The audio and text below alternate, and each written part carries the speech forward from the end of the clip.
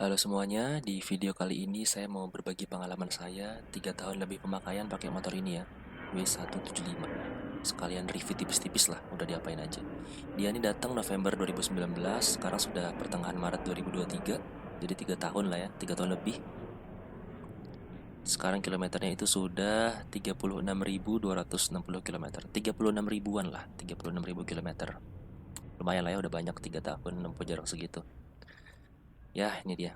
Sekilas motor saya sudah kayak gini sekarang. Tak jelasin sambil riding aja kali ya. Tak jelasin sambil motoran malam-malam gitu. Biar enak ya. Ntar disambung lagi. Bye-bye. Berhubung sudah di atas motor, langsung aja kali ya. Motor ini tuh konsepnya retro konsep ya. Oke lah, konsep tuh selera, tapi menurut saya standarnya saja sudah keren. Di jalan pun masih jadi motor yang jadi perhatian sama pengguna jalan lainnya. Pengalaman saya itu banyak bapak-bapak yang pasang mata dan nanya seputar motor ini ya. Apalagi pas masih hype-hype-nya tuh kan. Ditanya ini motor apa, berapa cc, ditanya bensinnya boros apa enggak, dibilang keren, bagus, banyak sekali lah. Ada yang bilang juga jadi nostalgia kalau ngeliat motor ini. Motor ini belum banyak apa-apain sih. Toh ini looksnya masih standar banget. Motor saya ini baru ganti spion, hand grip, klakson, pasang cover engine bawah, pindahin dudukan plat nomor, pasang voltmeter, pasang dudukan sidebag, sama tambahan 2 lampu tembak tuh di depan. Itu dia, 3 tahun baru ganti ini aja. Dan hanya kebanyakan lari ke perut nih teman-teman. Tapi buat saya untuk standarnya, feel kerennya itu dapat sih ya motor ini. Saya suka gitu. Untuk posisi berkendara, tinggi saya 174 cm, kaki dua-duanya nampak sempurna, tapi karena stang masih standar, jadi posisi tangan agak turun ya. Walaupun begitu ini masih nyaman sih buat saya. Solusinya kalau mau lebih nyaman lagi ya pasang riser buat tinggiin posisi stangnya, atau langsung ganti aja model stangnya yang lebih tinggi gitu. Jadi beban dari siku ke pergelangan tangan lebih ringan. Dan kalau teman-teman yang tingginya 165 cm gitu ya, naik motor ini lalu di custom scrambler proper gitu pokoknya, looksnya udah kayak naik Triumph gitu. Atau ganti ukuran ban dengan yang lebih besar saja, lalu joknya dibuat jadi 2 bagian, looksnya kurang lebih udah kayak motor perang zaman dulu gitu, atau mirip Royal Enfield lah ya. Mesin emang kelihatan lebih kosong dan kecil gitu, tapi keren gitu. Konsepnya masuk dengan tidak banyak merombak motornya, karena gampang kan.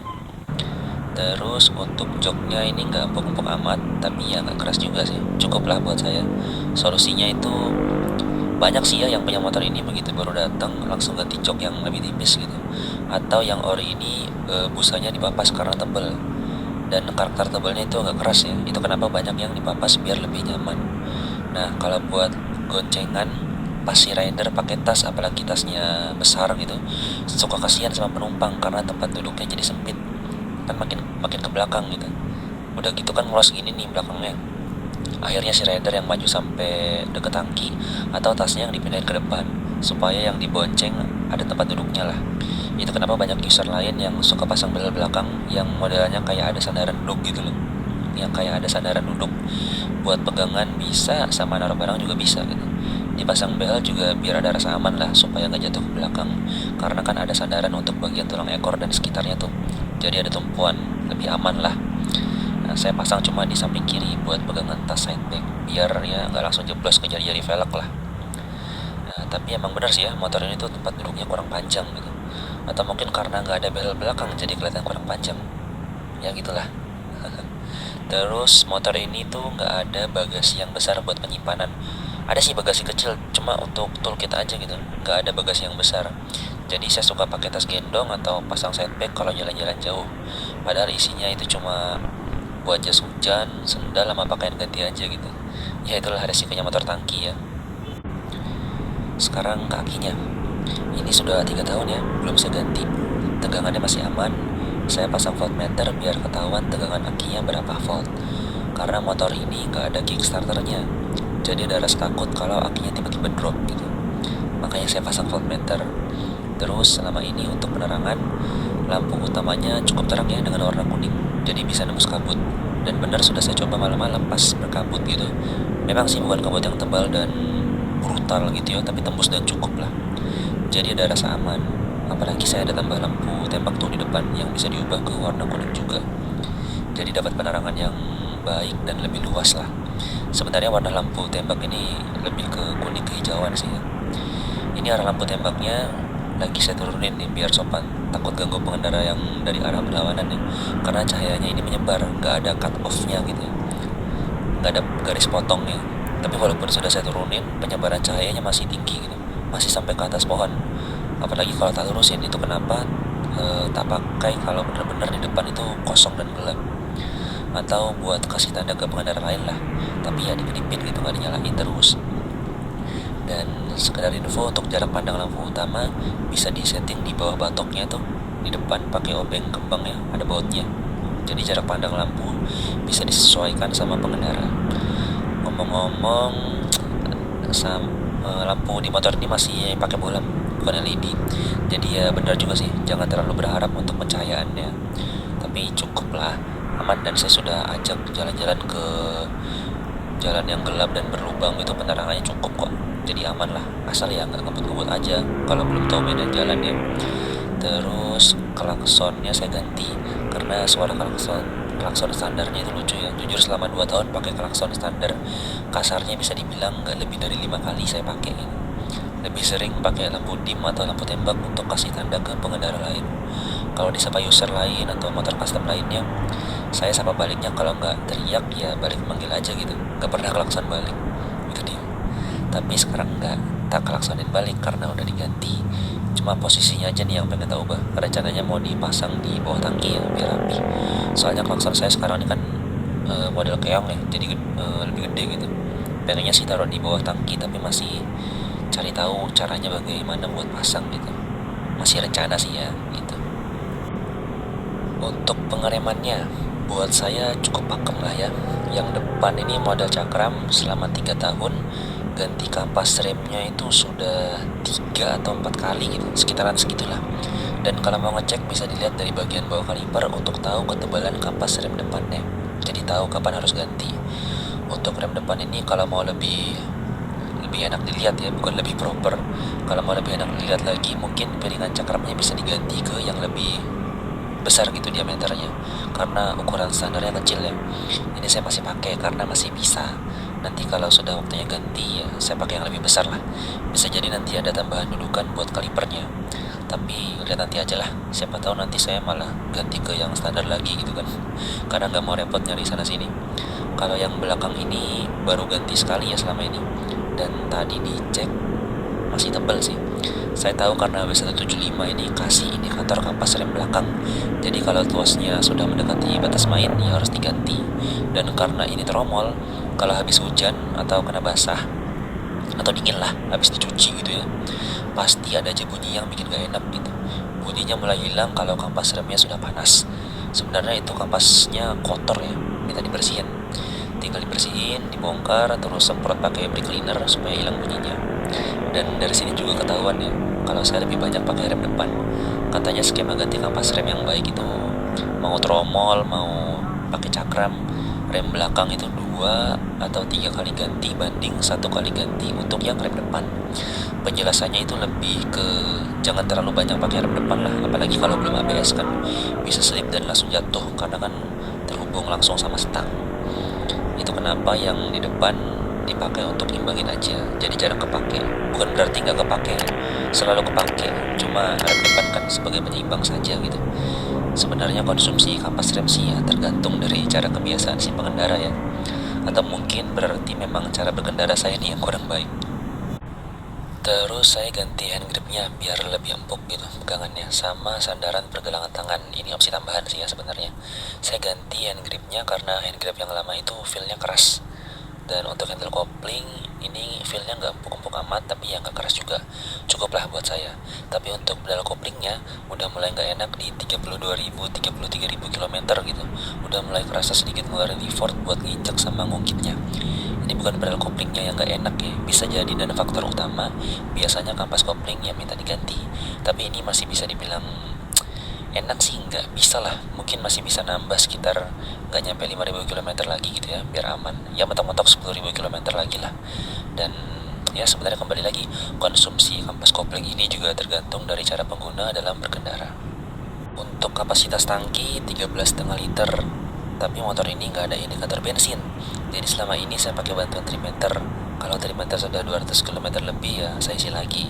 Dan kalau sudah isi bensin, tombol trimeternya dipencet lagi biar 0 km. Termasuk irit sih ya buat motor karburator ber-cc 177. Soalnya saya pernah dan masih suka dapat angka 35 sampai 37 km per liter ya. Bahkan bisa lebih irit mungkin ya untuk konsumsi BBM-nya. Karena kan ini konsumsi BBM di dalam kota. Nggak tahu kalau luar kota pas touring jauh mungkin bisa lebih irit. Ya, dan kembali lagi ini juga tergantung dari cara pengguna dalam berkendara. Nah terus ya ini kalau kehabisan bensin, di bawah tangki ada tuas bensin yang kalau diputar keras masih ada bensin cadangan buat nyari pom bensin terdekat, bukan buat lanjut terabas ya. Jangan lupa buat isi ulang. Dan jangan lupa kalau saya habis isi, putar kembali tuas bensin ke posisi on biar amit-amit kalau kehabisan bensin lagi ada cadangannya. Sekarang ke mesin. Nah ini nggak usah fokus ke angka lah, kita lihat kondisi jalan dan siapa yang di atas motor sih sebenarnya ya. Ini motor bukan untuk kebut-kebutan. Jadi buat yang mau kenceng dengan motor standar, udah gitu tergoda dengan cc-nya mungkin motor ini yang nggak cocok. Ya walau bagaimanapun bentuk mesinnya pasti masih bisa dioprek biar lebih kencang lagi lah. Yang main oprekan mesin pasti tahu dan bisa lah ya, kayak porting polish, terus lanjut bore up sama ganti karbu yang gede PE28 misalnya, dan ganti busi sama CDI racing gitu. Setiap mesin punya potensi kok. Tapi jujur aduh, standarnya ini diajak main sama Matic 125cc, coba di 100-200 meter ya, kayak balap lari. Ya memang jarak pendek sih. Hasilnya bisa dibilang menang, kadang bisa diimbangin gitu. Malah bisa kalah kayaknya. Tapi ya itu tergantung dari jokinya juga sih ya. Man behind the ride, man behind the stang kali. Ya namanya motor Matic tinggal gaspol kan. Udah gitu motor ini kan gigi satunya pendek banget ya. Jadi motor Matic bisa lebih kasih jarak gitu sama motor ini. Apalagi kalau dibandingin sama yang 150cc. Tapi kalau main jarak jauh yang plong itu dan semua main standar, ini ya menang lah. Tapi ya itu, lawan mainnya sama yang 110, 125cc, begitulah. Kalau lawan yang 150cc, walaupun ketinggalan di awal, tapi masih bisa nyusul lah, walau tetap dikasih jarak. Ya 5 motor ke depan kayaknya. Udah ada gambaran. Ya biar teman-teman sendirilah yang nilai dan tangkap dari penjelasan saya bagaimana speednya motor ini. Emang sih ya, motor bukan buat kebut-kebutan. Itu dia. Tapi walaupun begitu, motor ini punya akselerasi yang cukup kuat buat diajak nanjak, bahkan di tanjakan yang curam sekalipun nggak jadi masalah gitu. Pinter-pinteran lah, ini kan motor kopling, jadi ngatur bukan kopling sama gasnya ya harus pas gitu. Saya juga kadang-kadang masih suka macet kok buat koplingnya. Ya resiko motor kopling lah, harus sering-sering dibiasakan. Buat nyalip di dalam kota yang banyak stop and go-nya cukup. Udah gitu dibantu dengan bodi yang lebih ramping, jadi makin gampang buat manuver sama overtake-nya gitu. Dan buat diajak touring jauh pun oke. Power motor ini cukup lah, cuma ya itu nggak bisa diajak kebut-kebutan.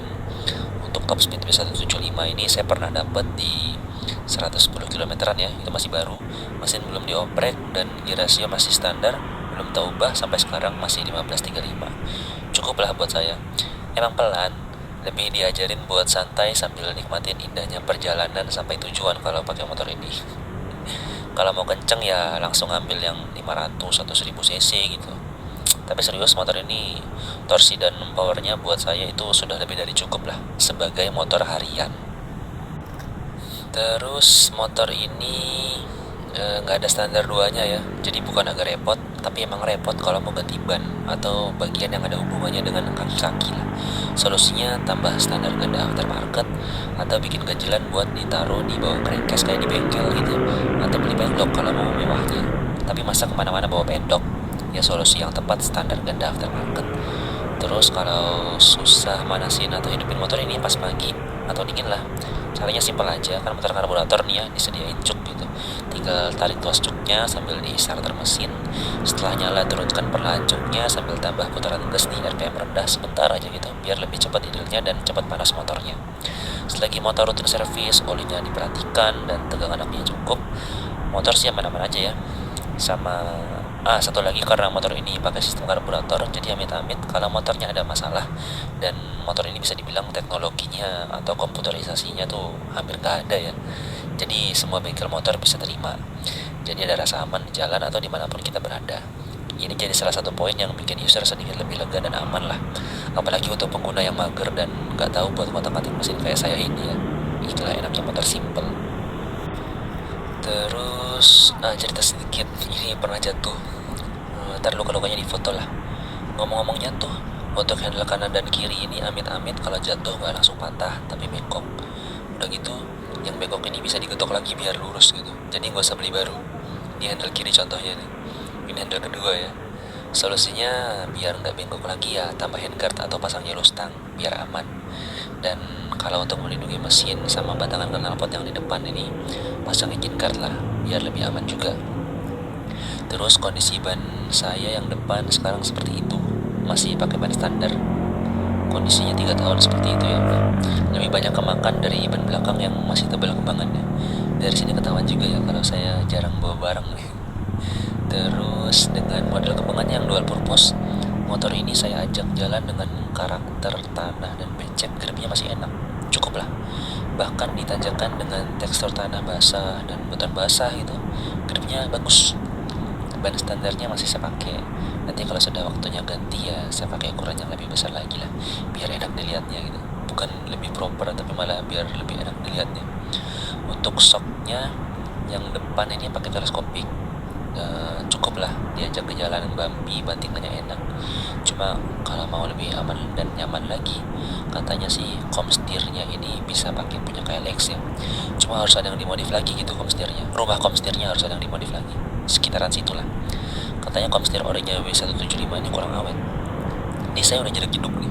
Emang sih 3 tahun belum saya ganti. Nantilah saya ganti, tapi gantinya tetap pakai yang standar aja kali ya, biar lebih cepat gitu.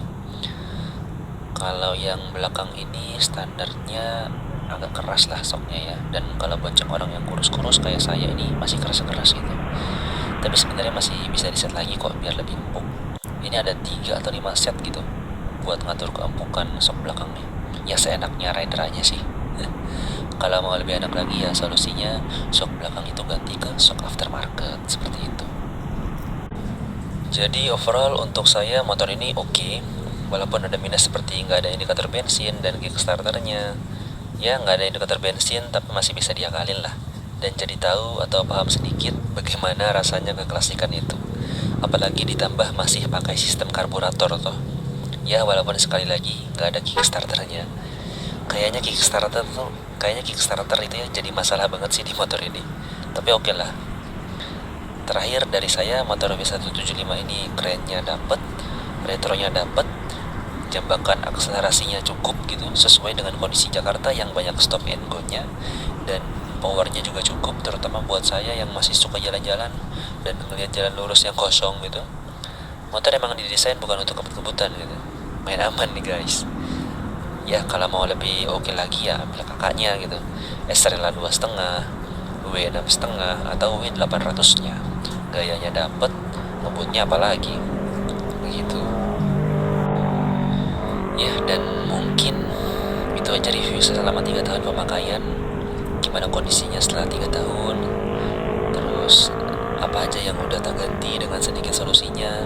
Semoga dapat membantu untuk yang mau beli Kawasaki W175. Paling tidak dapat gambaran sedikit lah dari penjelasan saya di video ini. Rekomen lah buat yang suka pure klasikan dengan sedikit sentuhan modern ini yang sekali lagi gak ada kickstarternya. Apalagi untuk custom banyak sekali kan yang basisnya dari motor ini juga. Kalau nggak salah itu emang sih ya motor custom tuh sudah ada dari dulu gitu. Cuma kayaknya gara-gara motor ini keluar dan memang sudah didukung media yang banyak nyorot pada saat motor ini launching. Dan ya mungkin momennya juga pas gitu ya. Itu jadi booming konsep-konsep motor custom di Indonesia. Apalagi kan RI1 basis motornya dari W175 juga. Keren lah ya, gokil gitu. Ya, itu saja video kali ini dan terima kasih buat yang sudah nonton. Bye-bye.